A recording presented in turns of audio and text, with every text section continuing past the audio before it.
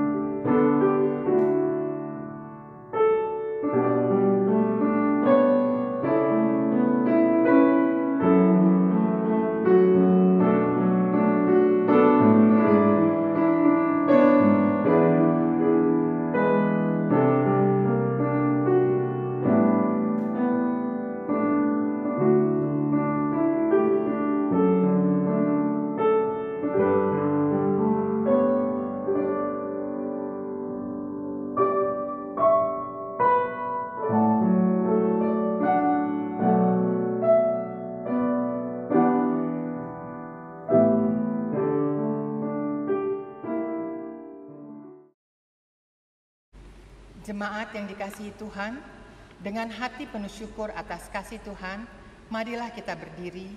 Bersama semua orang percaya, kita mengagungkan kasih-Nya dan kemuliaan-Nya. Oh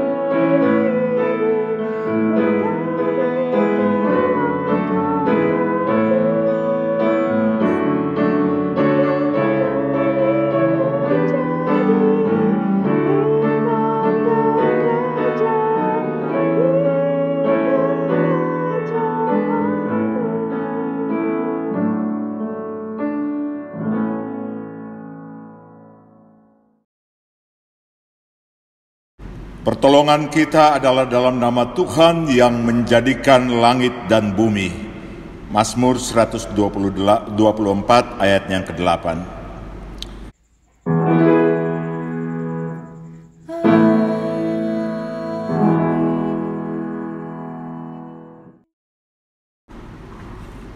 Jemaat Kristus, dengarlah nats pembimbing kita pada minggu ini. Di minggu kedua sesudah Paskah, nats pembimbing yang mendasari ibadah ini diambil dari kitab 2 Korintus 1 ayat 20 yang mengatakan, sebab Kristus adalah ya bagi semua janji Allah. Itulah sebabnya oleh Dia kita mengatakan amin untuk memuliakan Allah. Kasih karunia, rahmat dan damai sejahtera dari Allah Bapa kita dan Kristus Yesus Tuhan kita menyertai engkau.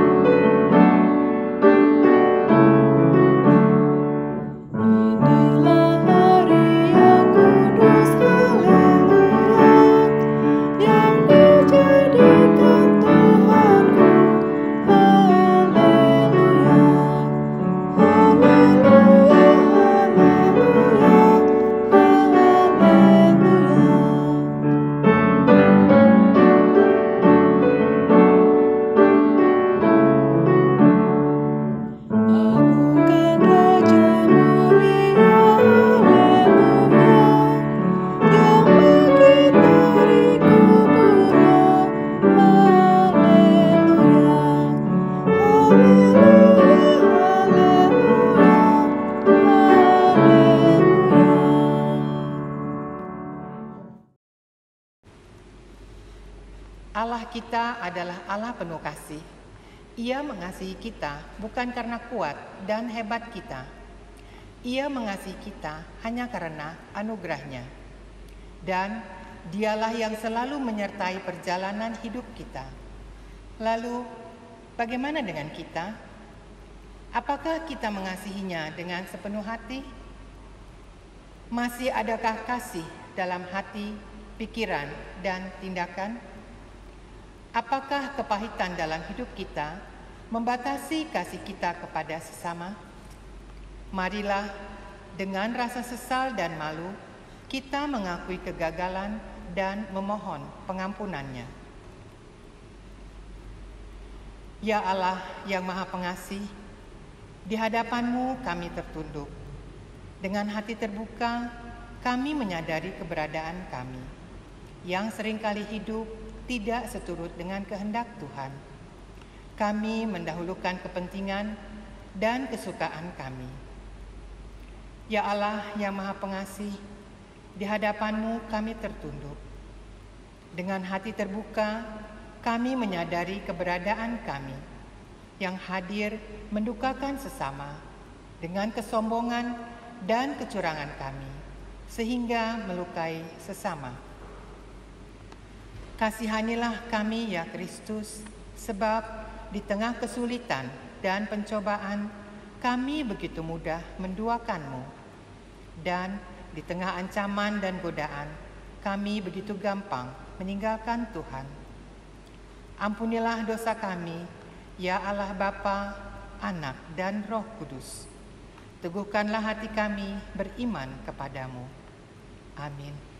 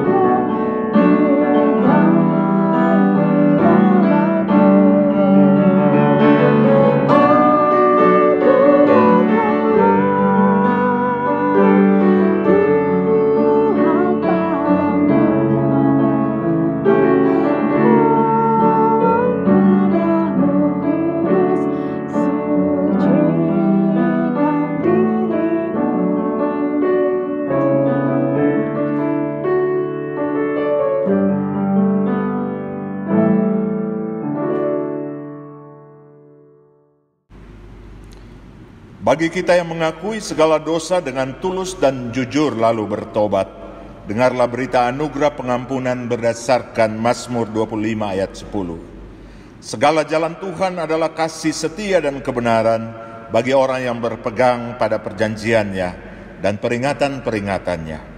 Berdasarkan firman Tuhan ini, sebagai pelayan Yesus Kristus kami memberitakan bahwa pengampunan dosa telah berlaku dalam nama Bapa, Anak, dan Roh Kudus.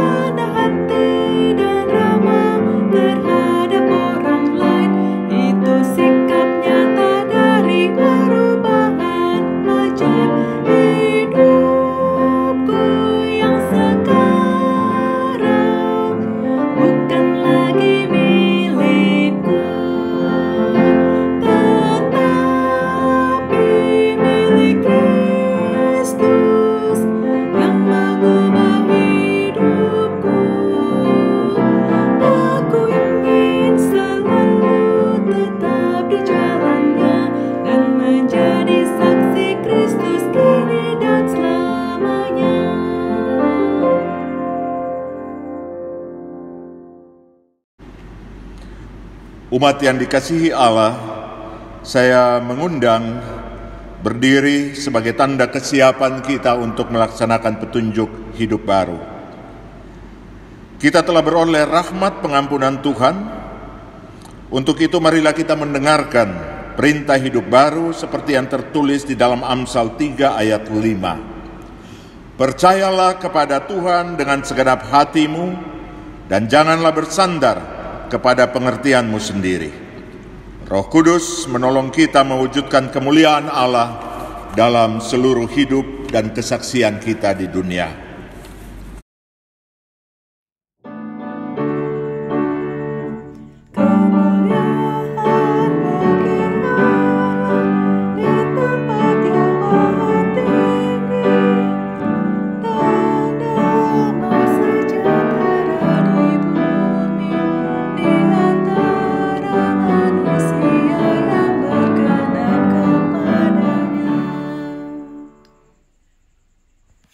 Kita akan membaca bagian firman Tuhan yang pada minggu ini berdasarkan kalender pembacaan Gereja Protestan di Indonesia bagian Barat terambil dari Yehezkel 36 ayat 1-7. Perjanjian Lama Yehezkel 36 ayat 1-7. Mendahulunya mari kita berdoa.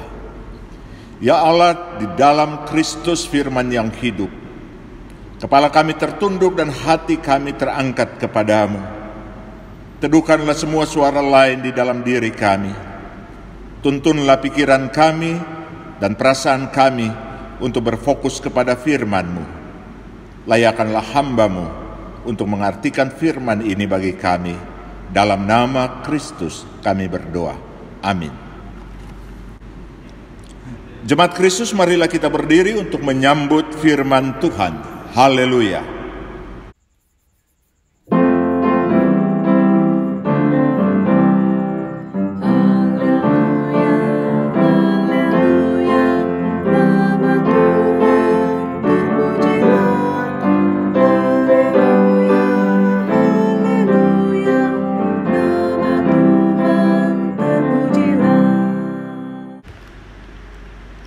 Dalam sukacita merayakan kebangkitan Kristus, pembacaan Alkitab diambil dari kitab Yehezkiel 36, ayat pertama sampai ayat yang ke-7 yang menceritakan, "Hai engkau anak manusia, bernubuatlah mengenai gunung-gunung Israel, dan katakanlah, hai gunung-gunung Israel, dengarlah firman Tuhan. Beginilah firman Tuhan Allah, oleh karena musuh itu berkata mengenai kamu, syukur, bukit-bukit dari dahulu kala sudah menjadi milik kita. Oleh karena itu, bernubuatlah dan katakan, beginilah firman Tuhan Allah, oleh karena, ya sungguh karena musuh dari sekitarmu menjadikan kamu sunyi sepi dan mengingini kamu, supaya kamu menjadi milik sisa bangsa-bangsa, dan oleh karena kamu menjadi buah mulut orang dan banyak diperguncingkan. Oleh karena itu, hai gunung-gunung Israel, dengarlah firman Tuhan Allah kepada gunung-gunung dan bukit-bukit, kepada alur-alur sungai dan lembah-lembah, kepada reruntuhan-reruntuhan yang sunyi sepi, dan kepada kota-kota yang sudah ditinggalkan, yang sudah menjadi jarahan dan olok-olokan bagi sisa bangsa-bangsa yang di sekitarnya. Oleh karena itu, beginilah firman Tuhan Allah, aku pasti berfirman dalam api kecemburuanku, melawan sisa bangsa-bangsa dan melawan seluruh Edom, yang menentukan tanahku menjadi miliknya dengan segala rasa sukacita dan rasa penghinaan, sehingga tanahku itu dimilikinya dan dapat habis dijarah. Oleh karena itu, bernubuatlah mengenai tanah Israel, dan katakanlah kepada gunung-gunung dan bukit-bukit, kepada alur-alur sungai dan lembah-lembah, beginilah firman Tuhan Allah, sungguh aku berfirman dalam amarah cemburuanku, oleh karena kamu sudah menanggung noda yang ditimbulkan bangsa-bangsa. Oleh sebab itu, beginilah firman Tuhan Allah, aku bersumpah bahwa bangsa-bangsa yang di sekitarmu sendiri pasti akan menanggung noda mereka. Demikianlah pembacaan Alkitab. Hendaklah firman-Nya diam di antara kamu dan ucaplah syukur kepada Allah.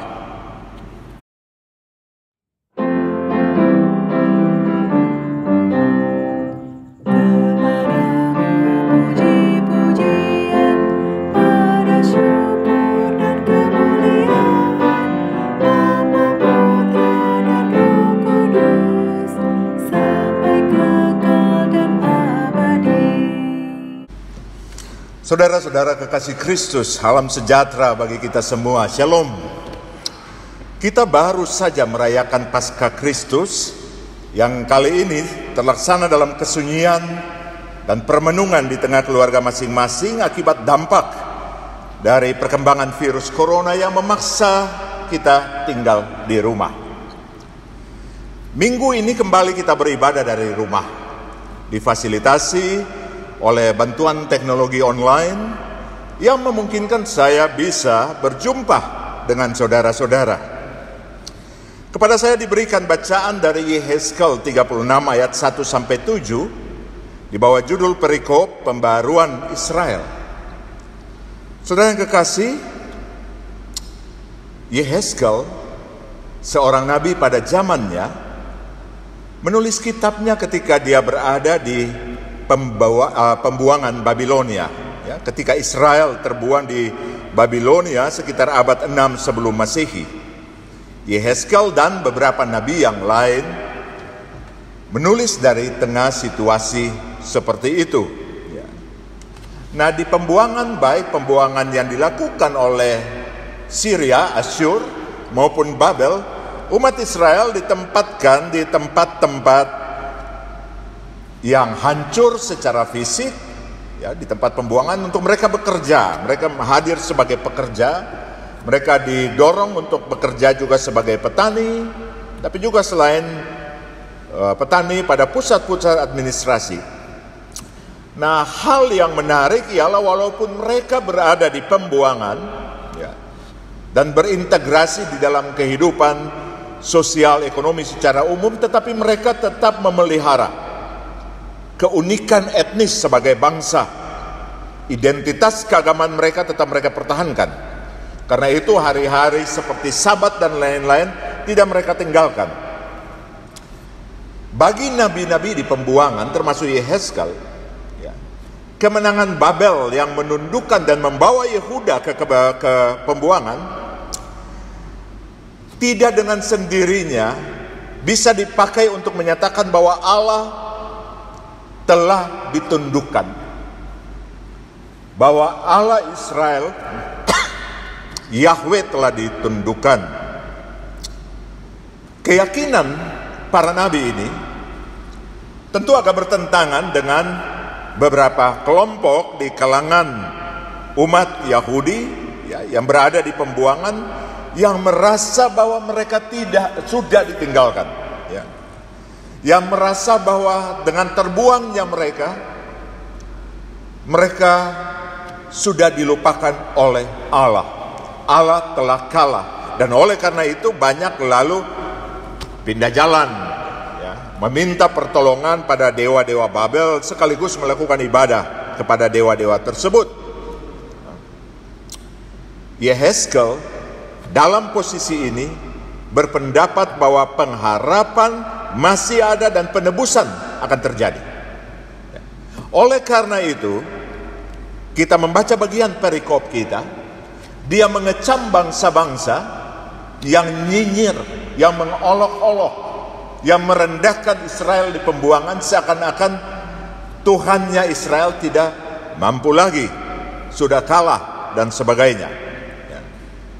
Tetapi sekaligus dia mau menegaskan kepada Israel sebagai bangsa bahwa sekalipun mereka terbuang, ada dalam kondisi sebagai orang buangan, Allah tidak pernah meninggalkan mereka.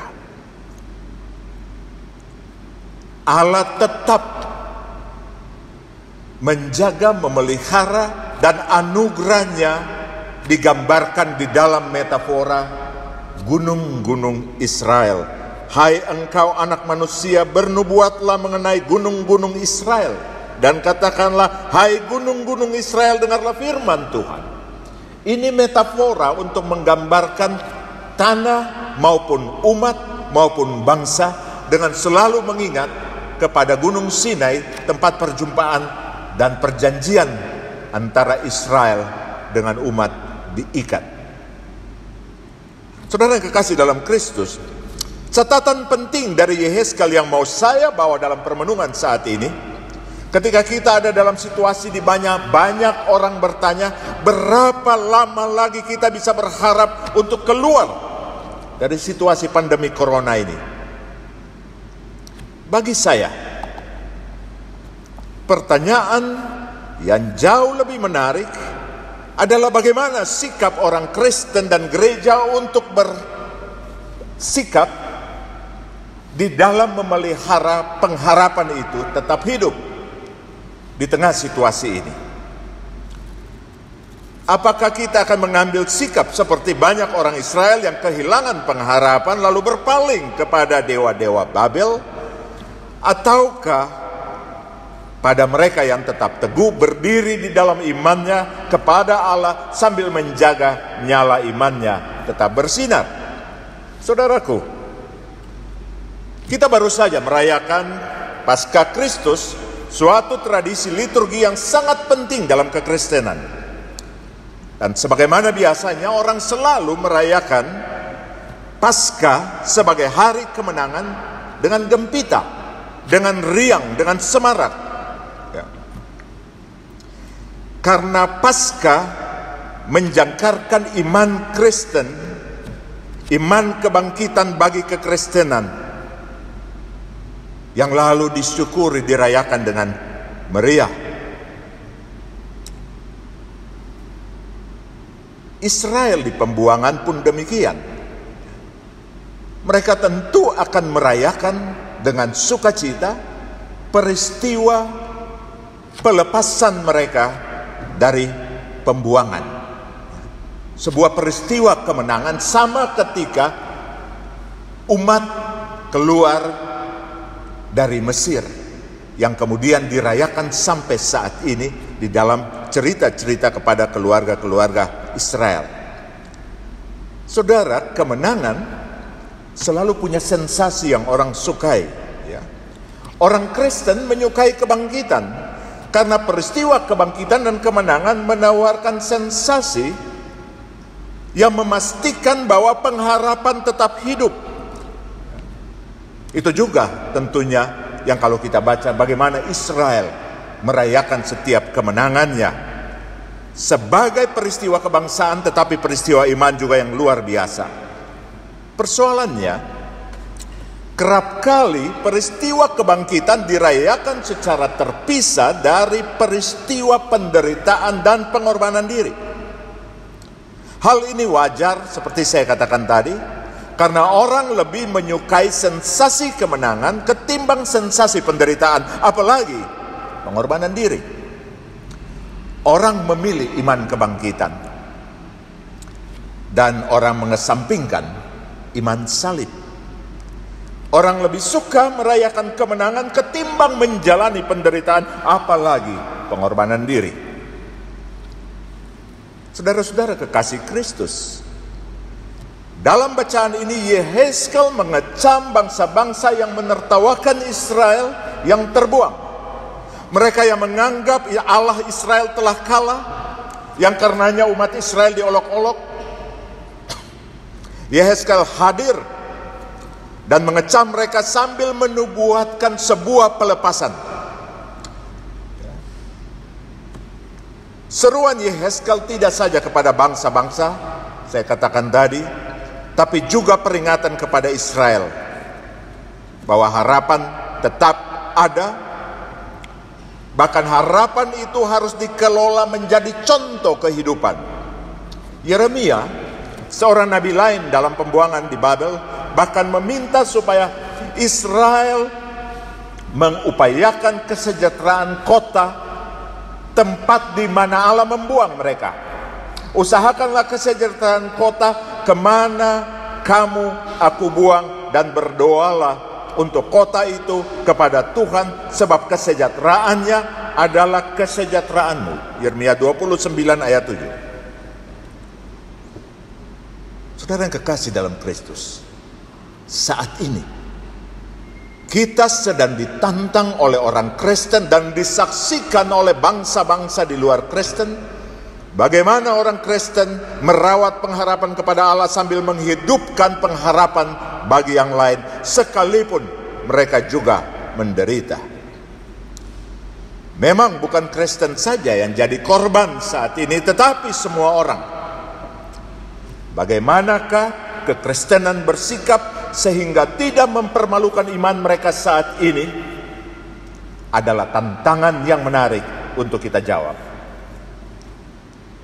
Kita tentu tidak menyangkali bahwa jalan salib dan kebangkitan, kelahiran, penderitaan, salib dan kebangkitan adalah paket utuh dari iman kita. Tapi bagaimana kita mengelolanya dalam situasi ini? Saya mengajak saudara-saudara melihat betapa kekristenan selama 2000 tahun sangat kaya dengan contoh di dalam sejarahnya, khususnya ketika kekristenan berhadapan dengan wabah. Sejarah gereja dalam periode awal di Romawi telah berhadapan dengan wabah. Baik wabah penyakit, tetapi juga penyiksaan sampai dengan peperangan, sampai dengan perpecahan.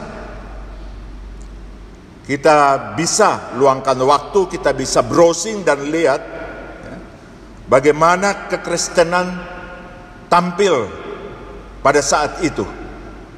Ada sebuah wabah yang benar-benar menarik diamati, tepatnya di awal kekristenan mula-mula, disebut wabah Siprian, ya. Pada tahun 251 Masehi, ya, ketika wabah ini menghajar kekaisaran Roma dan menyebar hampir ke seluruh daerah kekaisaran. mulai dari Afrika, Timur Tengah sampai Eropa. Ribuan mayat tergeletak di jalan-jalan kota dengan kulit berbintik seperti cacar dan sebagainya.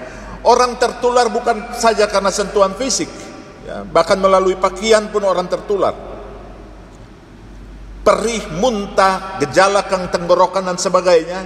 Orang kehilangan kemampuan untuk melihat dan mendengar, demam yang hebat, penanda penyakit ini semakin parah. Dalam kota Roma, setiap harinya ada sekitar 5.000 kematian. Belum lagi dijumlahkan dengan daerah-daerah yang lainnya. Tapi beberapa sejarawan mencatat saat itu, orang-orang Kristen tidak lari meninggalkan kota. Mereka tinggal dan melayani. Ya. Bahkan risalah-risalah ditulis tentang bagaimana militansi orang Kristen, jemaat-jemaat mula-mula, memberikan diri, mengorbankan diri, bahkan dengan cara yang sangat ekstrim. Tetapi oleh sebab itu, pasca wabah, kekristenan bertumbuh dengan sangat luar biasa. Abad ketiga itu terjadi lagi. Jadi sejarah menunjukkan bahwa kekristenan bertumbuh justru ketika dia bertahan merawat harapan, tapi mengelola harapan melalui pelayanan kepada mereka yang menderita, sekalipun dia menderita.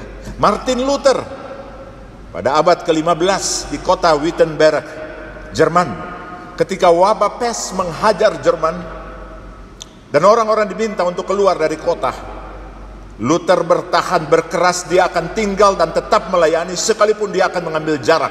Ya, physical distancing bukan sesuatu yang baru. Sudah berulang kali terjadi. Konsekuensinya, Elizabeth, anak Martin Luther, meninggal karena pes. Ya. Tapi Martin Luther mengeluarkan sebuah risalah yang terkenal kemudian sebagai refleksi dengan judul "Apakah Kekristenan akan menyelamatkan diri lari meninggalkan wabah?" Mereka tetap tinggal, mereka tetap memberi, mereka tetap melayani dari tengah penderitaan, bahkan dari tengah kekurangan mereka, meskipun dihajar wabah dan disiksa. Mereka tetap ada untuk yang membutuhkan. Saudara kekasih Kristus, kasihilah sesamamu manusia seperti dirimu sendiri. Lakukanlah kepada orang lain apa yang kamu ingin orang lain lakukan kepadamu. Cinta terbesar adalah cinta seorang sahabat yang memberi hidupnya kepada sahabat-sahabatnya. Kamu adalah sahabatku. Itu semua ucapan Yesus. Dan Yesus mencontohkannya pada jalan penderitaan, kematian, dan oleh karena itu kita merayakannya di dalam kemenangan dan kebangkitan melalui Paskah. Banyak sekali kutipan firman yang bisa diambil untuk membilang bahwa di dalam bencana, etika hidup kekristenan adalah melayani dan memberi diri kepada mereka yang membutuhkan, bahkan mengorbankan diri. Badan-badan sending dan misi Kristen di masa lalu melekat padanya dua tugas yang tidak pernah terpisahkan: pendidikan dan kesehatan. Rumah sakit dalam bentuknya modern saat ini berkembang pada fase kedua setelah berkembang di Romawi, pada gereja dan jemaat-jemaat Kristen mula-mula. Monasteri-monasteri tua itu bukan cuma tempat ibadah, tapi ada ruang-ruang perawatan orang sakit di dalamnya. Oleh karena itu, badan-badan internasional yang berkembang modern kemudian dari pihak Kristen selalu bertumbuh pelayanan kesehatan. Disitulah diakonia ditetapkan menjadi salah satu pilar selain marturia dan selain juga dengan koinonia. Saudara yang kekasih Kristus, saat saya barusan menyampaikan bahwa gereja harus siap bila layak dan dibutuhkan untuk meminjamkan gedung gerejanya bagi perawatan pasien isolasi, banyak orang Kristen yang marah. Banyak yang bilang kita tidak izinkan rumah Tuhan ini dipakai untuk bibit-bibit penyakit, untuk tempat isolasi. Saudara yang kekasih dalam Kristus, sayang sekali orang Kristen banyak yang lupa bahwa pada kita bukan cuma diminta untuk memberikan rumah Tuhan atau rumah gereja atau bangunan gereja dan fasilitas lainnya. Pada kita diberikan atau diminta untuk memberikan diri kita dalam pengorbanan seperti yang Kristus lakukan. Ini statement iman yang disampaikan bukan saja kepada gereja, kepada umat Kristen, tetapi kepada bangsa ini, bahwa kita bukan penumpang di bangsa ini.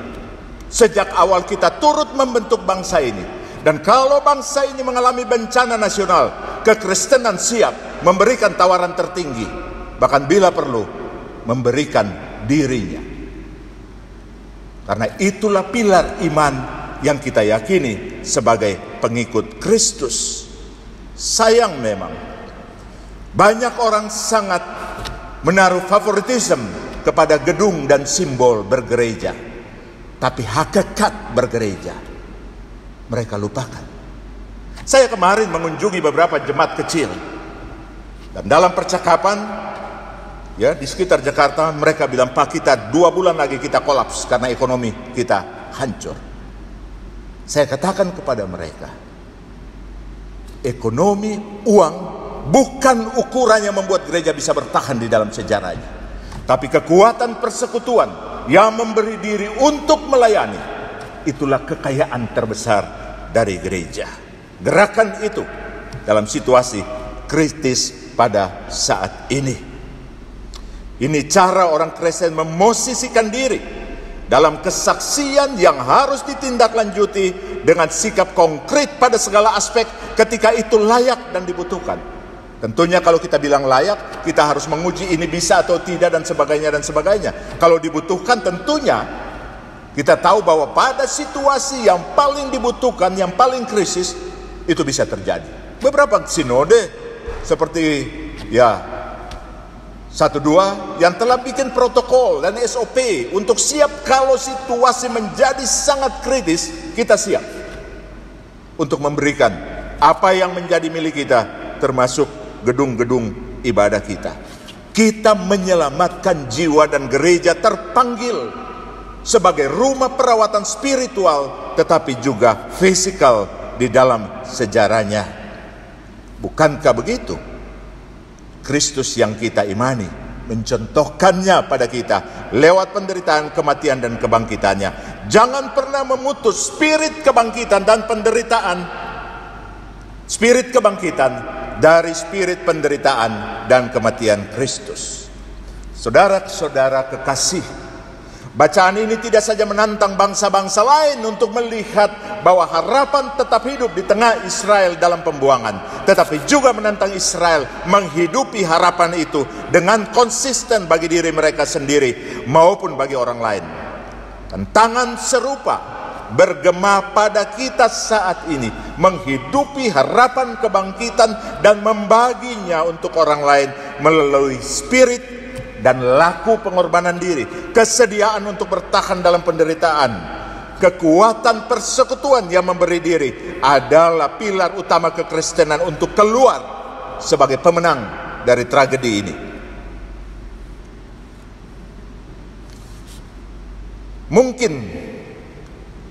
Apakah mungkin kita melakukannya ketika kita diminta tinggal di rumah Pak Pendeta?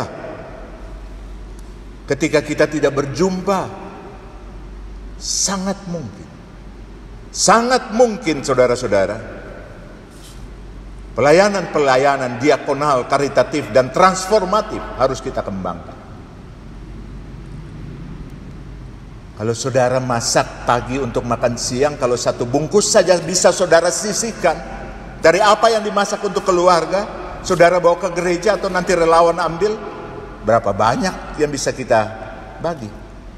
Kalau saudara punya vitamin, suplemen, masker yang lebih, dan saudara bisa angkat 1 saja dari setiap itu dan kumpulkan, berapa banyak di jemaat ini terkumpul masker, vitamin, suplemen, dan lain-lain, atau makanan kering yang bisa kita distribusikan. Kita bisa melakukannya dari rumah.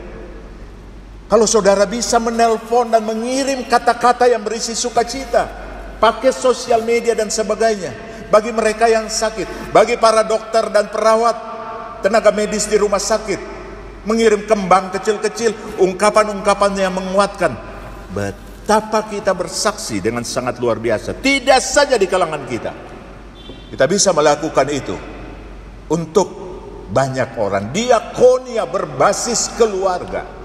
Inilah saat yang tepat untuk setiap keluarga merenungkan bagaimana kekayaan rahmat dan anugerah Tuhan bagi mereka di dalam setiap persekutuan, yang menjadi kekuatan iman mereka, tetapi juga yang mendorong mereka untuk membagi itu kepada orang-orang lain. Banyak saudara hal yang bisa kita bikin.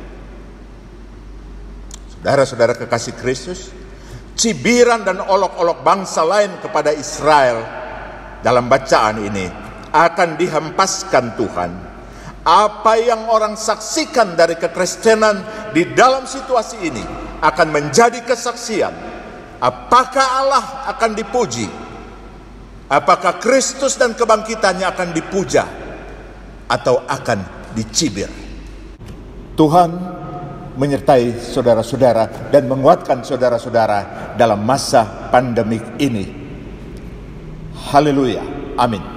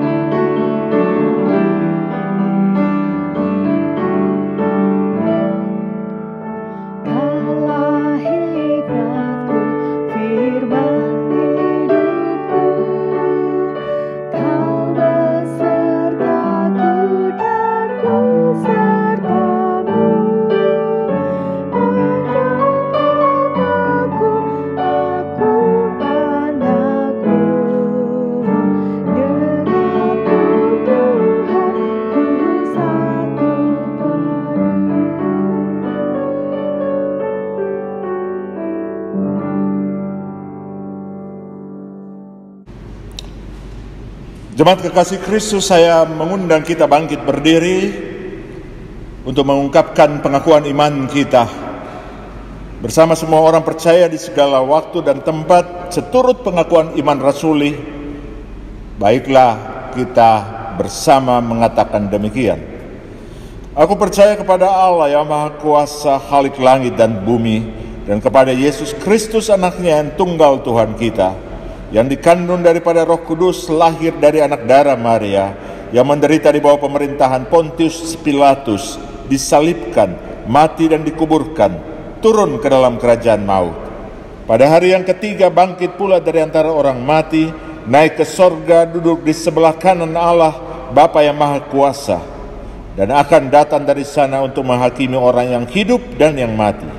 Aku percaya kepada Roh Kudus, gereja yang kudus dan am, persekutuan orang kudus, pengampunan dosa, kebangkitan daging, dan hidup yang kekal. Jemaat Kristus, mari kita merendahkan diri di hadapan Tuhan. Kita bersekutu di dalam doa syafaat. Kita berdoa. Ya Allah, di dalam Kristus segala puji dan hormat kami menaikkan kepadamu. Engkau yang memelihara kehidupan kami dan menuntun kami melewati hari-hari penuh tantangan dan cobaan.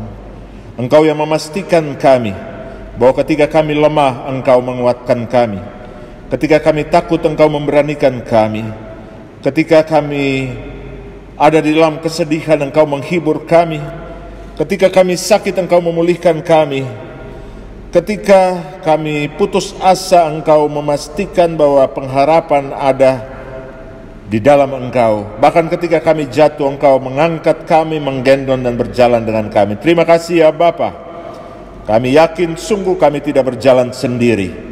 Teristimewa di tengah situasi pandemi Corona yang membuat semua orang menjadi khawatir dan was-was sambil bertanya, kapan kira-kira kami akan melewati prahara dan petaka ini. Allah di dalam Kristus kami yakin sungguh kami punya Allah yang hidup, yang menuntun kami untuk memahami makna iman dan keteguhan pengharapan serta percaya kami di tengah situasi ini, baik sebagai pribadi, sebagai keluarga maupun sebagai gereja. Tuhan, kami datang dan secara khusus membawakan pergumulan bangsa ini, membawa pergumulan kemanusiaan, membawa pergumulan jemaat ini. Di tengah situasi ini sambil memohon pengasihan Tuhan yang memungkinkan kami menatap hari esok dan masa depan yang lebih cerah ketika pandemi ini berlalu. Tapi di atas semua itu kami memohon hikmat, kebijaksanaan, akal budi, keberanian yang Tuhan karuniakan bagi kami untuk di tengah keterbatasan bahkan penderitaan kami masih bisa tetap melayani, bersaksi tentang cinta kasih Tuhan. Setiap keluarga bisa menemukan makna keutuhan persekutuan unit terkecil dari jemaat di tengah setiap keluarga. Setiap ayah bisa menjadi pelayan bagi keluarganya. Setiap ibu bisa menjadi tiang iman bagi keluarganya. Setiap anak bisa menemukan Tuhan di dalam persekutuan keluarga. Tidak saja bagi diri mereka dan persekutuan mereka, tapi dari situ Tuhan menggerakkan mereka untuk bersaksi dan melayani kemanusiaan yang terpuruk. Mampukan setiap keluarga ya Bapa untuk bisa mengembangkan diakonia keluarga bagi semua orang yang membutuhkan. Bapa, kami percaya kami punya Allah yang tidak berkekurangan, sehingga di dalam penderitaan dan kesulitan pun kami masih bisa dipakai Tuhan menjadi berkat. Berkati jemaat ini ya Bapa, pimpinan majelis jemaat bersama para pelayan, majelis jemaat, seluruh unsur pelayanan sampai di dalam unit-unit pelayanan dan badan-badan pelayanan. Tuhan tuntun dan pakai jemaat ini sebagai berkat di dalam tangan Tuhan untuk pelayanan kemanusiaan, untuk kesaksian yang hidup bagaimana gereja Tuhan berdiri dan terpanggil untuk melayani. Ya Allah di dalam Kristus, kami datang dan berdoa mengingat akan saudara-saudara kami yang terbaring sakit, Bapak Posma Aritona, Ibu Esther Rengkung, Saudara Polrasi Kolibu, Ibu Wulan Tikonuwu, Ibu Grace Pangemanan, Ibu Nelly Ratumbuisang, Ibu J Bagi, Ibu Mona Kipu, Bapak Reinhard Kipu. Kami berdoa dan menyerahkan mereka ke dalam tangan pemeliharaan Tuhan sambil memohon jamahan tangan penyembuhan Tuhan melalui keluarga yang mendampingi ataupun melalui tenaga-tenaga medis yang Tuhan pakai beserta semua obat dan penawar untuk pada saatnya ya Bapa mereka dapat bangkit dari lembah kesakitan mereka dan menaikkan puji syukur kepada Allah.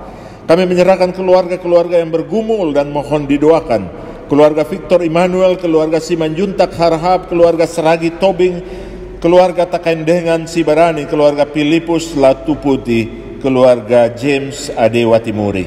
Bapak, apapun pergumulan mereka, kami serahkan kepada Tuhan yang mengenal mereka, mengenal setiap anak Tuhan lebih daripada kami mengenal diri kami sendiri. Dalam pengenalan Tuhan yang tidak terbatas kami mohon, dengarlah doa-doa mereka ya Tuhan, dan kabulkanlah menurut kebebasan waktu yang Tuhan berikan bagi setiap jawaban doa anak-anak Tuhan.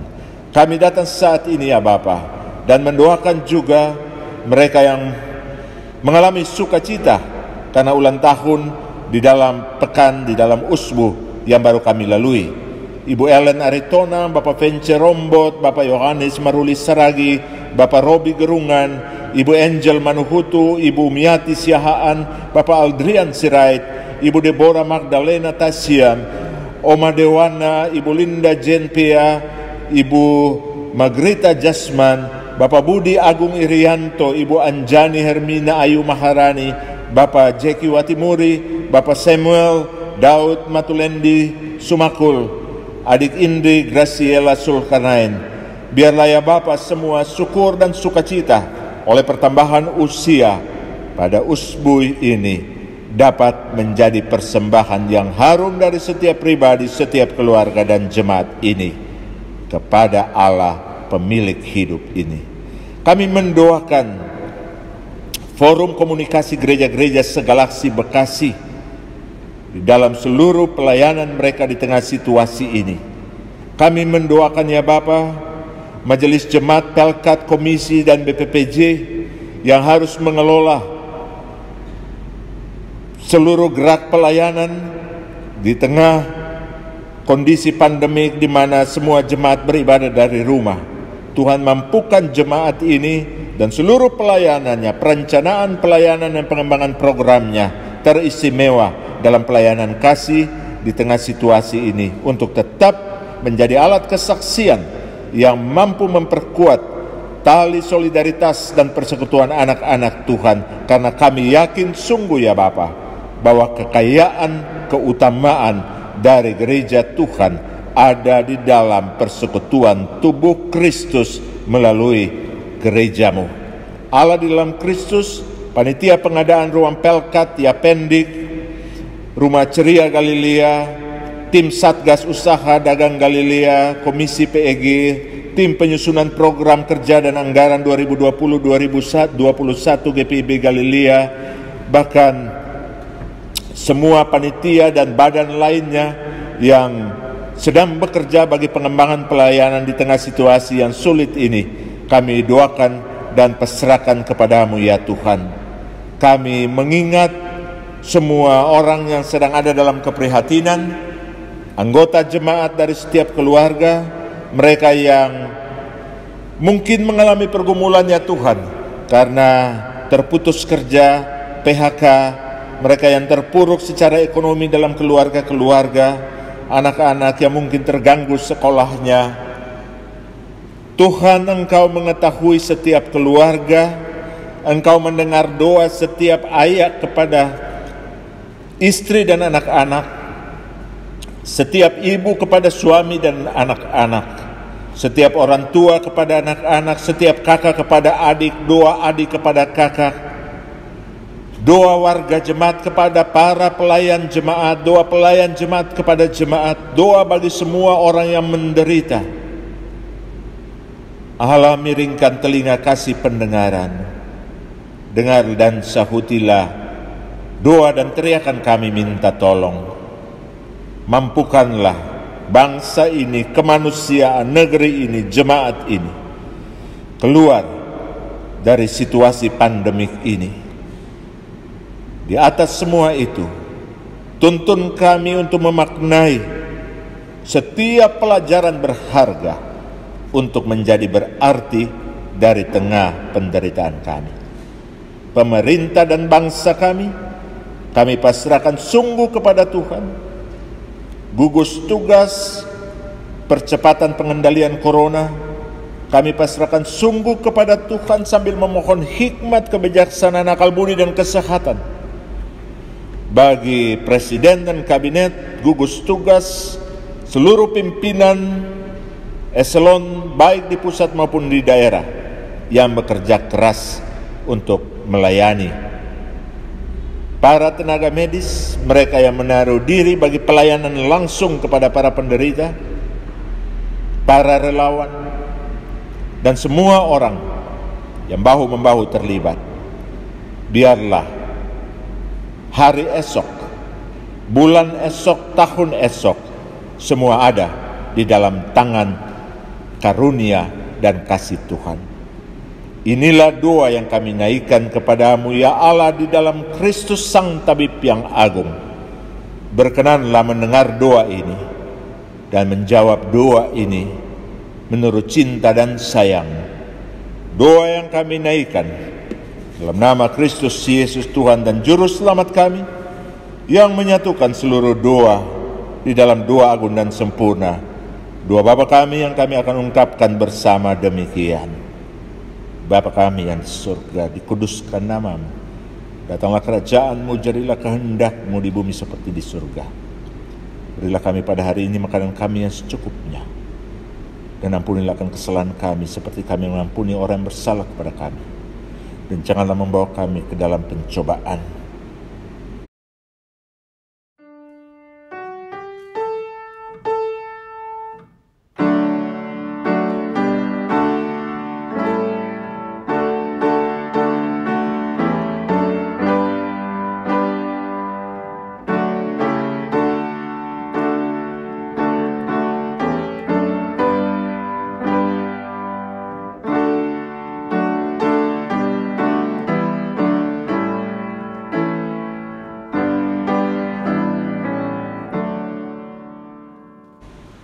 Efesus 2 ayat 8-9 mengatakan, sebab karena kasih karunia kamu diselamatkan oleh iman, itu bukan hasil usahamu, tetapi pemberian Allah.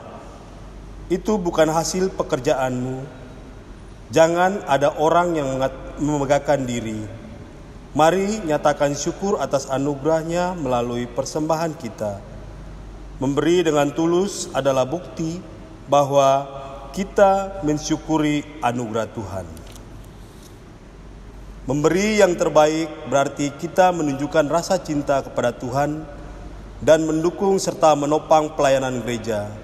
Tuhan memberkati saudara dan persembahan saudara.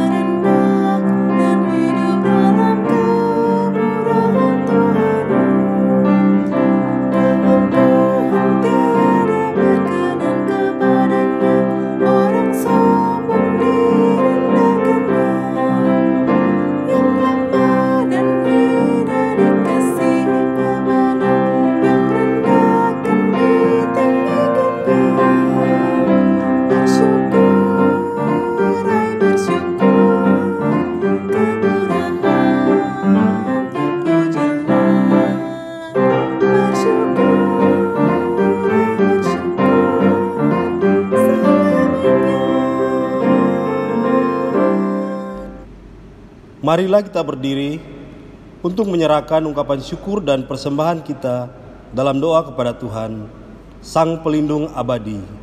Mari kita berdoa. Bapa terkasih, kami bersyukur karena Engkau menganugerahkan kasih karunia dan berkat kepada kami. Engkau mengabulkan doa-doa permohonan kami. Engkau selalu menjadi penolong bagi kami. Ajarilah kami untuk mau berbagi sebagaimana Tuhan sudah bermurah hati kepada kami. Terimalah ya Tuhan persembahan dan diri kami ini. Layakanlah persembahan kami ini untuk menjadi alat pekerjaan-Mu. Benturlah kami dan pakailah persembahan kami ini untuk mewujud nyatakan kemuliaan di tengah-tengah kehidupan kami. Dalam nama Yesus, Putra Allah dan Juru Selamat kami, dalam penyertaan Roh Kudus yang menuntun kami naikkan doa ini kepadamu. Amin.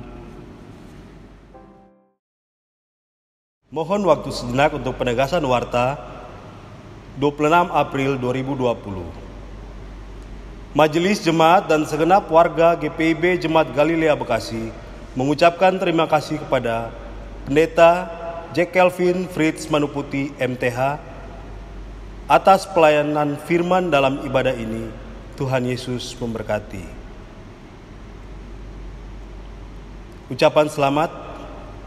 Majelis Jemaat GPIB Jemaat Galilea Bekasi mengucapkan selamat ulang tahun dan ulang tahun pernikahan bagi jemaat yang merayakan di sepanjang minggu ini.